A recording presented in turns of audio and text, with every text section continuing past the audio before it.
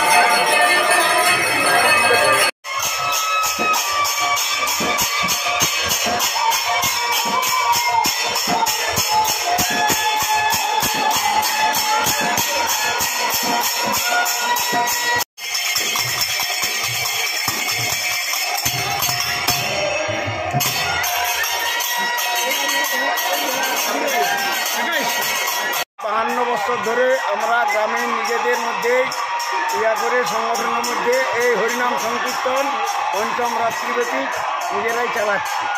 কটা দল এখানে অংশগ্রহণ? এখানে অংশগ্রহণ করছে বাইরের থেকে 6টা দল এবং গ্রামীণ একটা। আচ্ছা, তো এটা আজ এই বছর কবে শুরু হয়েছে?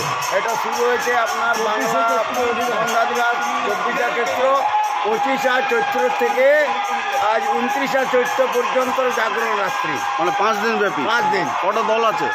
6টা বাইরের দল বাঁকুড়া ডিস্ট্রিক্টের, আর একটা আমাদের গ্রামীণ দল।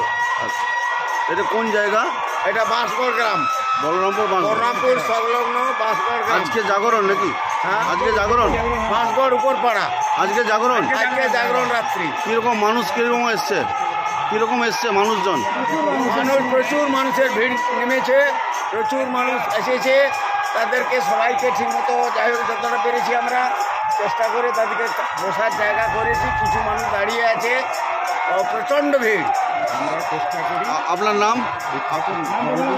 আপনার নাম? আমার নাম বারিবরণ মাহান্তি।